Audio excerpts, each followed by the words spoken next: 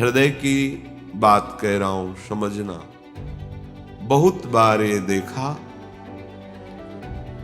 कुछ ऐसी वासनाएं होती हैं कई जन्मों की, इतनी दृढ़ होती हैं कि बहुत समय तक भजन करने पर भी, ये जब तक भगवत साक्षात्कार नहीं होता तब तक ये बनी ही रहती सूक्ष्म रूप से।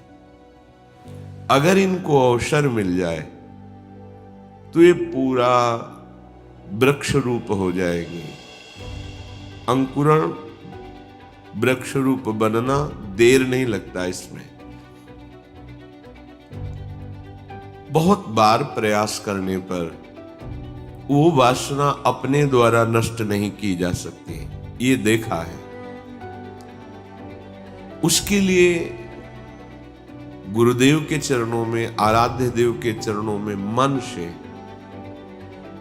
बार बार त्राहिमाम बोलकर रोना पड़ता है। ये अंदर की बात कह रहे, आगे चल के देख लेना। आर्त भाव से रोना पड़ता है, प्रभु हार गया, क्या करूं, कैसे करूं। चाह नहीं है पर वासना है। ये एक अजीब स्थिति साधन काल में देखी गई। मन से पूछ रहे तुम्हें चाह है, नहीं, पर अंदर वासना है। बड़ी अशांति का अनुभव होता। कैसे दूर हो, क्या किया जाए। जो करना चाहिए वो तो करके हार गया, फिर भी वो जब हार गया तब पूरी दृष्टि प्रभु के चरणारविंद की तरफ गई। पर धैर्य पूर्वक, ये अनुभव की बात कहते हैं, बहुत काल तक तुम्हारा विश्वास, तुम्हारी श्रद्धा, तुम्हारा धैर्य टूटना नहीं चाहिए। कि हमने सैकड़ों बार प्रार्थना की, इतने वर्ष से मैं जल रहा हूं लेकिन मुझे शांति नहीं हुई, मेरा विकार नष्ट नहीं हुआ। धैर्य, ये शब्द याद कर लो। धैर्यवान रहना, विचलित मत होना, परिणाम में बिल्कुल निर्विकार हो जाओगे। पर वो कितना समय लगेगा ये प्रभु जाने। वो एक सेकंड में भी हटा सकते हैं। और अभिमान यदि गलित नहीं हुआ है तो कुछ समय भी लग सकता है, जलना पड़ेगा, अभिमान गलित होगा। जब आर्त भाव से पुकारोगे तब निर्विकारता की स्थिति प्रभु दे देते। फिर विकारी भोगों के बीच में रहने पर भी कोई विकार का खेल नहीं हो सकता, कोई भी इच्छा ही स्फुरित नहीं होगी, वासना ही नहीं है, चाह ही नहीं है। ये बहुत धैर्य से सुनना, ये उपासकों के लिए कह रहा हूं। आपके अंदर साधन भजन करते हुए वासना दिखाई देगी, आपको आकर्षण दिखाई देगा, उसमें दम नहीं है। वो तुम्हें परास्त नहीं कर सकती, केवल भयभीत करती रहेगी। वो भी हमारी शरणागति में बड़ी सहायक होती है, क्योंकि सब साधन करने पर अहम पुष्ट नहीं होने देती। क्या अभी देखो ये है ना, क्या अंदर से प्रश्न, क्या ये मलिन वृत्ति है ना, तो किस बात की साधना, क्या साधक हो। तो हे नाथ, अब मार्ग दूसरा नहीं, सहयोग किसी से नहीं, अपनी बात किसी से नहीं कहना। प्रार्थना है, समझ लीजिए, आंतरिक बात कह रहा हूं। अपनी स्थिति की बात किसी से नहीं कहना कि आपके हृदय में कौन सी वासना कितना स्फुरित हो रही, किसी से भी नहीं, किसी से भी नहीं। और धैर्यवान रहना, विचलित मत हो जाना। उस वासना को बढ़ावा देने वाली कोई भी दृष्टि, वार्ता, चेष्टा मत करना। और कितना भी समय लग जाए, अपनी आस्तिकता नहीं हटनी चाहिए, विश्वास नहीं हटना चाहिए। बिल्कुल निर्विकार हो जाओगे, बिल्कुल।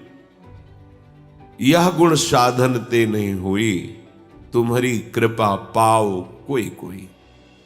वो कृपा उसी को मिलती है जो आर्त भाव से बलहीन होकर प्रभु को पुकारता है, नाथ मेरे बस की बात नहीं रह गई, हर उपाय करके देख लिया।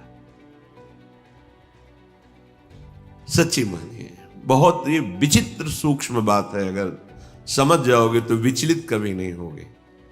नई अवस्था साधन मार्ग में बड़ी तीव्रता, जब देखा सूक्ष्म वासना हृदय में है। सावन का महीना था, जल पीकर सावन भर रहेंगे, देखते हैं वासना कैसे रहती है। कोई फर्क नहीं पड़ा उसमें। अन्न का त्याग करते हैं, कई वर्ष तक आलू गुड़ जो भी फलवश, कभी दूध मिल जाए, गंगा किनारे या गांव में सेव संतरा अंगूर केला, ये तो प्रश्न ही नहीं उठता। कुछ फर्क नहीं पड़ा। वो ऐसी सूक्ष्म स्थान पर बैठी रहती है अहम में, उस पर कोई फर्क नहीं पड़ता। बड़े बड़े सात्विक अनुष्ठान करने पर भी उस पर कोई फर्क नहीं पड़ता। तभी गोस्वामी जी भी लिख रहे हैं, हौ हार्यो कर जतन विविध विधि अतिशय प्रबल आ जाए, तुलसीदास बस होई तबहि जब प्रभु पेरक बर जाए। बिल्कुल सिद्ध बात समझ में।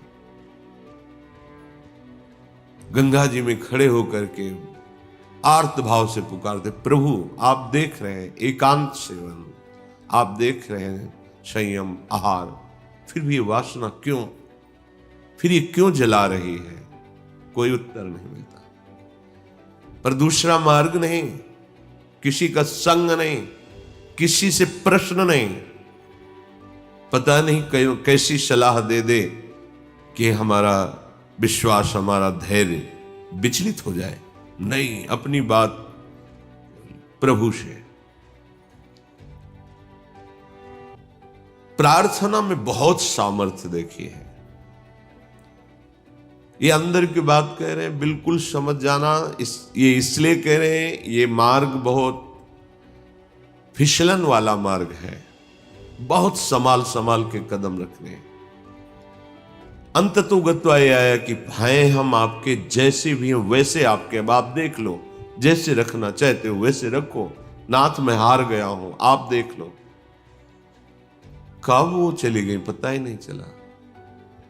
जिससे हम लड़ते रहे, जिससे हम जलते रहे, जिसके लिए हम साधन करते रहे, नहीं फर्क पड़ा।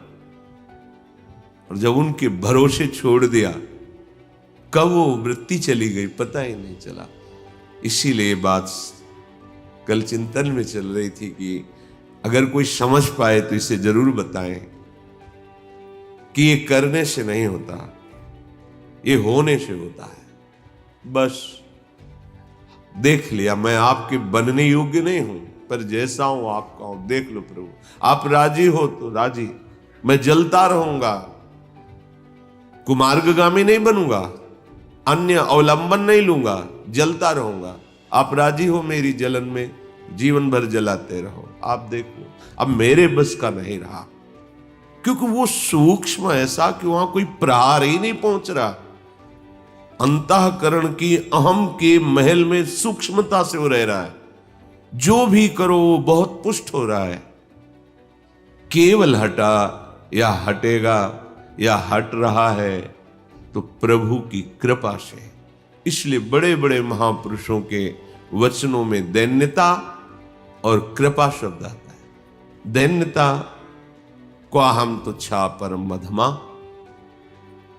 कृपा हेश वृंदावनस्य, ये वृंदावन की महिमा, ये वृंदावनेश्वरी की महिमा, वृंदावनाधीश्वर की कृपा। ये अंदर से कह रहा हूं, समझ लो, एकदम समझ लो। धैर्यवान रहना, विचलित मत होना, ये न सोचना कि इतना समय हो गया अभी नष्ट नहीं हुआ। बिल्कुल नष्ट हो जाएगा, पता ही नहीं चलेगा। जैसे आप कब जवान हुए, कोई तारीख, कोई तिथि, किस दिन आपकी दाढ़ी मूछ उगी, आपने समय तारीख, ऐसे वो घड़ी भी याद नहीं रहेगी कब आप निर्वासनिक हो गए। कभी स्मृति में आएगा, अच्छा ये तो बहुत वर्षों से जलाया, वो तो अब ढूंढे भी नहीं मिल रही वृत्ति, गई। देखो प्रभु की कैसी कृपा हुई, ऐसा अनुभव होता है। श्रीपाद कह रहे कि शास्त्र और गुरुदेव के वचन करोड़ों बार समझाए जा रहे, तुम्हें समझ में नहीं आ रहा? जिससे लोक निंदा हो ऐसी चेष्टाएं, ऐसे आचरण, तुम क्यों संयम में नहीं रह रहे? देखो, इतना तो है कि हृदय जल रहा है, पर चेष्टाओं पर अंकुश होना चाहिए। हृदय में चाहत जला रही है संसार के भोगों की, पर हम बाहर से संयोग नहीं होने देंगे। तो उससे क्या होगा?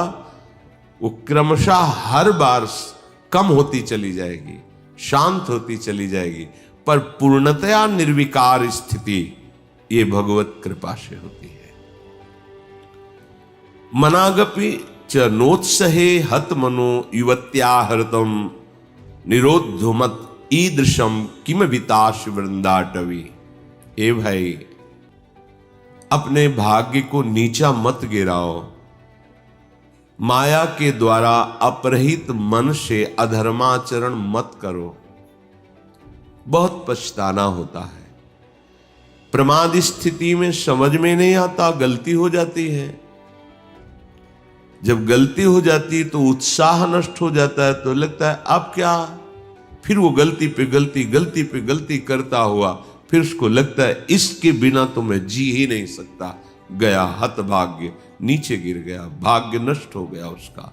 जो मनुष्य जीवन, दिव्यता, भगवत तत्व का बोध, भगवत प्रेम प्राप्ति, जगत मंगल करने वाला, वो गिर गया। जहां हमें ये बनना चाहिए था, वहां हम वासना के अधीन हो गए। श्रीपाद कह रहे हैं, अगर कोई रोक सकता है मुझ पतित को, निरुद्ध मत ईदृशम किम विताश वृंदाटवी, तो मुझे वृंदावन रोक सकता है। श्रीपाद की निष्ठा धाम की अद्भुत है। ये धाम मुझे निर्विकार कर देगा। यहां फिरे स्वार्थ आपने, भजन गए फिरे बाह। श्री ध्रुवदास।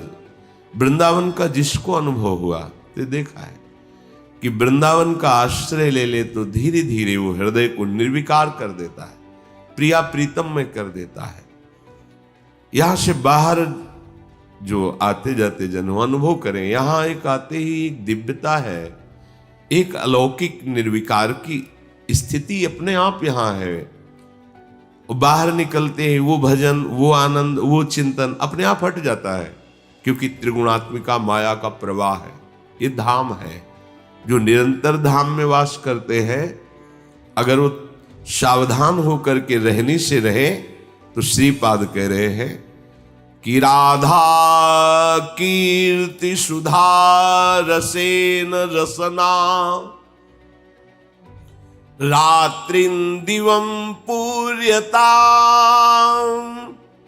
श्री वृंदा विपिने तदीय पदयो, कैंकर्य में वार्थ्याम, धैर्यं स्वर्णमयी सितुर्नववयो, रूपश्रिया हार्यताम्, प्रेमाश्रुत पुलकादि भाव विभव, व्यक्त्या जगत्तार्यताम्। यदि आप रहनी से रह गए वृंदावन में, तो आपके हृदय का परिवर्तन होना प्रारंभ हो गया। आपको श्री जी की चर्चा, प्रभु की चर्चा, ये अमृत जैसी लगने लगेगी। जैसे देखो, आपको कोई कहे कि 3 बजे रात्रि के जग के दिनचर्या करके स्नान आदि आपको पहुंचना है, कितना बोझा लगेगा इस समय सोना छोड़ करके दिनचर्या। लेकिन बिना किसी कष्ट के आप, बिना किसी विषाद के आप बिल्कुल उत्साहित होकर, तैयार होकर सत्संग में आते हैं। ये वृंदावन की कृपा है, जो हमारे मन को ऐसा किया गया है। नहीं तो शरीर सुख में ही हम संतोष किए हुए बैठे हैं, परमार्थ की, अध्यात्म की वृत्ति की तरफ है ही नहीं। वर्तमान के भोगों में मगन हुआ प्राणी वो भविष्य को नहीं देख पा रहा है कि मेरी अमूल्य श्वासें, मेरा अमूल्य समय व्यर्थ में नष्ट हो रहा है। शरीर छूटने के बाद फिर पछताना ही पछताना है। कोई वस्तु, व्यक्ति, स्थान, पद हमारे साथ नहीं है। केवल प्रभु का नाम, प्रभु का चिंतन, प्रभु की सेवा, सत्संग, यही सत्य सच्चिदानंद है। यही तुम्हें शरीर छूटने के बाद परम सुख देगा। देखो, लौकिक सुखों के भोगों में लोग प्राण त्याग रहे हैं। तुम्हें एक जरा सा विवेक केवल धारण करने की जरूरत है। तुम्हें खुद दिखाई देगा कि सब धोखे में जीवन नष्ट हो रहा है। अज्ञान है इसलिए नहीं समझ में आ। थोड़ा सा विवेक, थोड़ा सा ज्ञान जागृत हो तो आप वैराग्यवान बन जाएंगे अंदर से। यदि आपको प्रभु की कथा वार्ता अच्छी लगने लगी है, बड़ी कृपा हो गई है। रोग का प्रभाव कम होने लगा है। नहीं, यह हरिचरित सुहाता नहीं है। जब हृदय मलिन होता है तो भगवत चर्चा नहीं सुहाती। राधा कीर्ति सुधा रसेन, रसना, ऐसा आपका जीव का स्वभाव बन जाए। चतुराशी जी, आपका जीवन बन जाए।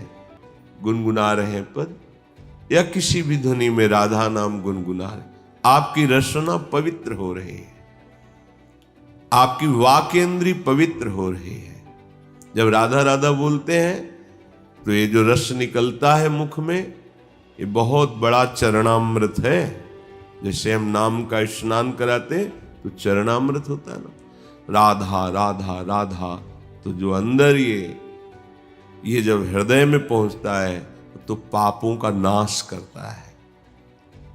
राधा राधा राधा राधा राधा, ये तो जो निकला ये महान चरणामृत है। हृदय में जाकर पापों का नाश करता है, ये अकाल मृत्यु का नाश कर देता है। राधा नाम जपने से अकाल मृत्यु नहीं होगी, ये चरणामृत जा रहा है। राधा नाम अभी प्राण छूट जाए श्री जी को प्राप्त होगे, जिसका नाम वहीं धाम में पहुंच जाओगे।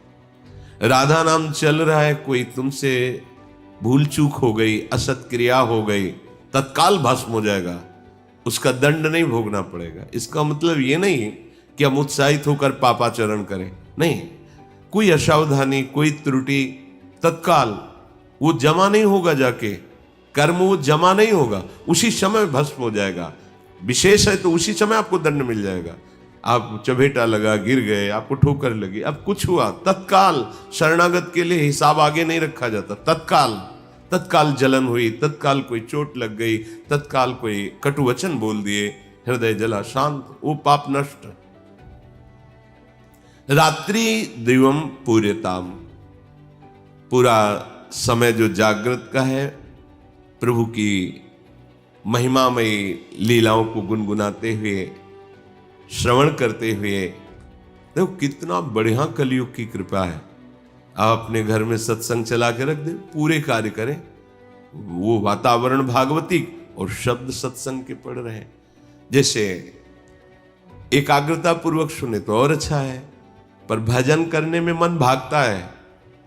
अगर सत्संग चला को और फिर भजन करो तो जब भागेगा तो दो बातें हो रही, एक तो नाम चल रहा है और दूसरा सत्संग चल रहा है, तो जा नहीं पाएगा। उसे घेरो पहले, वास्तविक जो भजन का आनंद आएगा वो तो तब खुद अपने आप फिर इच्छा नहीं होगी। ये होगा कि जो नाम चल रहा है उसी को सुने, उसी को देखें, उसी पर। ऐसी स्थिति तक पहुंचने के लिए ये अच्छा है साधन कि सत्संग चला के बैठ गए।